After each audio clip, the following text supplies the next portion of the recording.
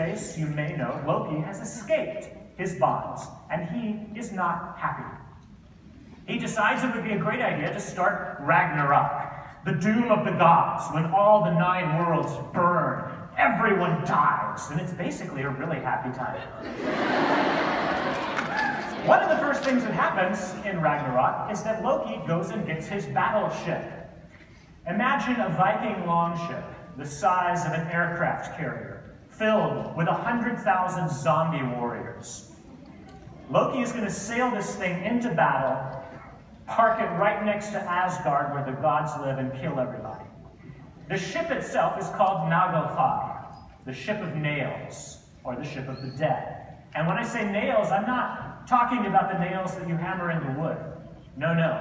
I'm talking about the fingernails and toenails of dead people.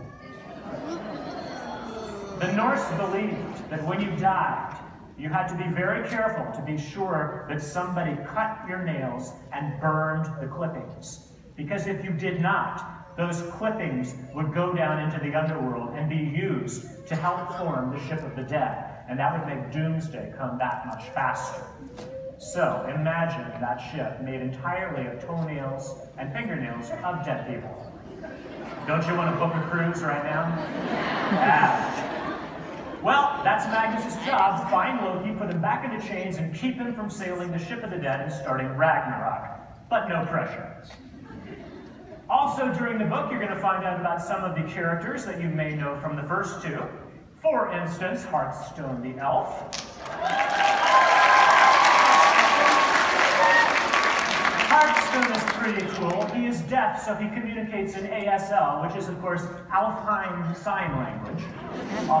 Same, fortunately, as American Sign Language, but that's no problem. His friends just learn a little sign language and they get along famously. He's also a great rune magician. He has all these rune stones, and every time he casts a different Viking letter, different magic happens. Ice storms, firestorms. He can summon an 8-legged horse that they can ride. All kinds of cool stuff.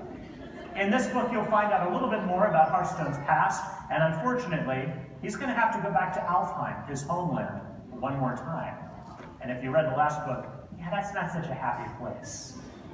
You'll also find out about Thomas Jefferson Jr., TJ is one of the Einherjar. He died heroically in battle, but he died in 1863. He was a member of the 54th Massachusetts Regiment, one of the first volunteer African-American regiments to fight for the Union in the Civil War. He is the son of Tyr, the god of bravery and dueling. And one thing you'll find out about TJ in this book is that if you are a child of Tyr, because your dad is the god of dueling, you can never turn down a challenge. Somebody comes up to you and says, "I challenge you to the death with toothpicks." You have to say, "I accept." That's going to get him in a little bit of trouble in this book. Not the toothpick thing, but the dueling thing.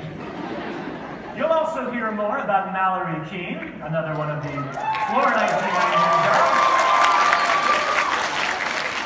Mallory is from Ireland. She died heroically in the 1970s, trying to disarm a car bomb during the Troubles in Ireland. And you'll find out a little bit about how that happened, and also who her godly parent is, something you have never known before. Also, we have half-born Gunderson. He's a Viking of the old school. Half-born is a berserker who died in the Middle Ages. If you're not familiar with berserkers, they were sort of the special forces of the Viking world. They would get into this trance before battle, and they would charge into battle wearing pretty much nothing except their loincloth and maybe some battle paint, and they'd get their axe. You would just sort of have to make sure you pointed them in the right direction. And they would charge into battle naked, and they would basically kill until there was nobody left to kill or until they were killed themselves.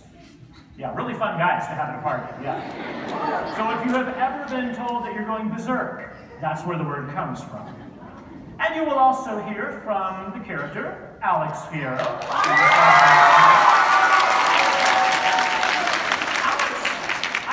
Has quite a fan club among the readership. She was a really challenging character to write. The genesis of the character was like this. Loki, the god in Norse mythology, is canonically gender fluid. And what I mean by that is in the mythology itself, they believe that Loki would change from male to female back and forth with no problem at all. He didn't really care. Male one day, female the other day, whatever.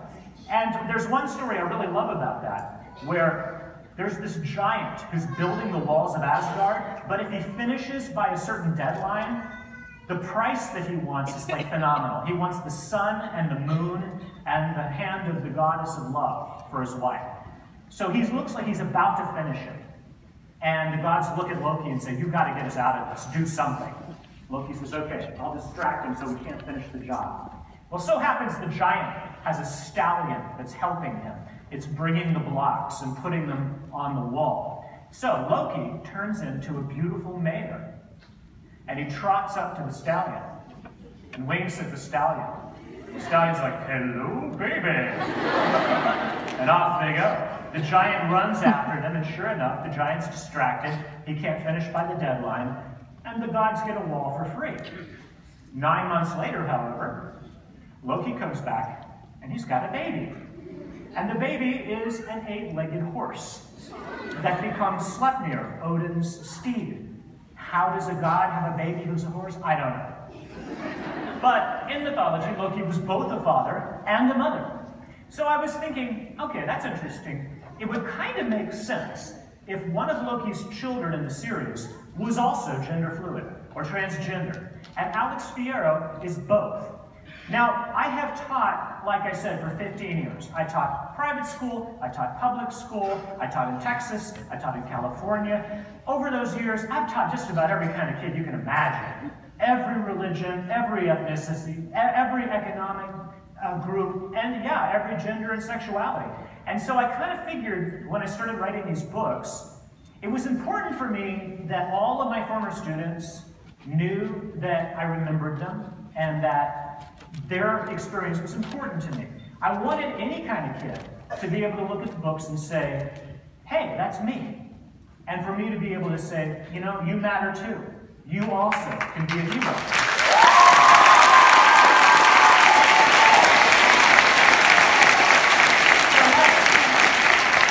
That's really why Alex is in the book, and I didn't plan it any more than that, but it actually won an award from the American Library Association, the Stonewall Award, which is for LGBT.